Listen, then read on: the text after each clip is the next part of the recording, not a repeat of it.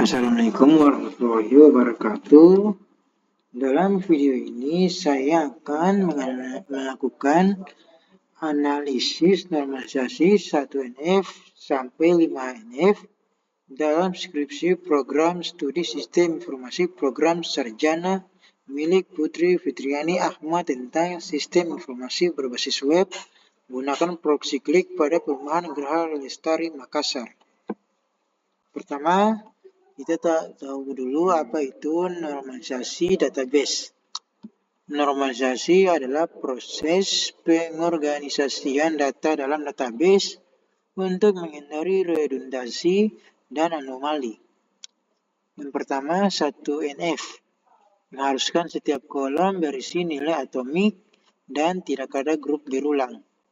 Yang kedua, 2NF harus memenuhi 1NF dan semua atribut non-key harus bergantung sepenuhnya pada primary key. Yang ketiga, 3NF harus memenuhi 2NF dan tidak boleh ada ketergantungan transitif. Atribut non-key bergantung pada atribut non-key lainnya. Yang keempat, BCNF, Boy's Code Normal Form, versi kuat dari 3NF yang menangani kasus kunci kandidat yang tumpah tindih. Yang kelima, 4NF, menghapus ketergantungan multinilai. Yang keenam, 5NF, menangani redundansi yang tersisa melalui dekomposisi join. Kita mulai yang pertama, analisis tabel 3.8 Cahya dan tabel 3.9 Cahya log. Tabel-tabel ini merupakan tabel sistem standar. Biasanya dihasilkan oleh framework seperti Laravel. Struktur memiliki key sebagai PK, file owner, dan expiration. Analisis normalisasinya, 1NF terpenuhi, nilai dalam file mungkin terlihat kompleks. Data terserialisasi, namun dalam konteks caching, data tersebut dianggap sebagai satu kesatuan atomik. 2NF dan 3NF-nya terpenuhi. Semua atribut bergantung langsung pada key. Kesimpulan, secara teknis normal karena ini adalah tabel key file store fungsional. Yang kedua, tabel 3.10 address. Tabel ini menyimpan data alamat yang terkait dengan pengguna. Strukturnya, ID PK, user ID FK, block number, host number, street name. Analisis normalisasi, 1NF terpenuhi. Setiap kolom menyimpan data tunggal. Yang kedua, 2NF terpenuhi. Atribut seperti nomor blok dan nama jalan bergantung pada ID alamat tersebut. Yang ketiga, 3NF memiliki potensi pelanggaran. Jika dalam sistem ini satu blok nomor selalu terkait dengan street name tertentu, maka ada ketergantungan transitif. Namun dalam banyak kasus praktis Indonesia, nomor blok dan nama jalan sering dianggap sebagai atribut independen dari satu entitas alamat. Solusinya, jika ingin mencapai tingkat normalisasi yang sangat murni untuk sistem skala besar, Anda bisa memisahkan street name ke tabel master jalan, namun untuk skripsi tingkat ini biasanya sudah cukup. Yang ketiga, tabel 3.11 companies. Tabel ini menyimpan data perusahaan. Strukturnya ID, PK, nama, tipe, address, phone number, create ad, update ad.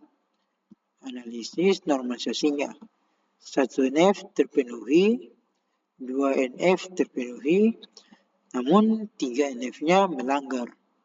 Kolom address ini bersifat komposit. Biasanya alamat terdiri dari jalan, kota, provinsi, dan kode pos. Jika semua data ini dimasukkan ke dalam satu kolom teks, maka pencarian data berdasarkan kota akan sulit dan melanggar prinsip atomisitas. Solusinya, pecah kolom address menjadi beberapa bagian, misalnya street, city ID, dan postal code, atau hubungkan dengan tabel 3.10 menggunakan foreign key. Keempat, tabel 3.12 file job, 3.15 job, dan 3.16 migration. Ini adalah tabel infrastruktur sistem. Analisis, tabel-tabel ini seringkali melanggar prinsip normalisasi teoritis demi performa sistem. Misalnya, kolom payload atau exception berisi teks panjang yang sangat besar. JSON atau serialized data. Statusnya untuk keperluan akademik skripsi, tabel sistem seperti ini biasanya tidak perlu dinormalisasi lebih lanjut karena strukturnya sudah mengikat standar engine database atau framework yang digunakan. Tabel 3.14. Tabel ini mengandung suatu pelanggaran normalisasi yang sangat jelas dan sering menjadi temuan dalam ujian skripsi. Pelanggarannya, kolom file, jobs, ID yang bersifat long text. Analisis 1NF.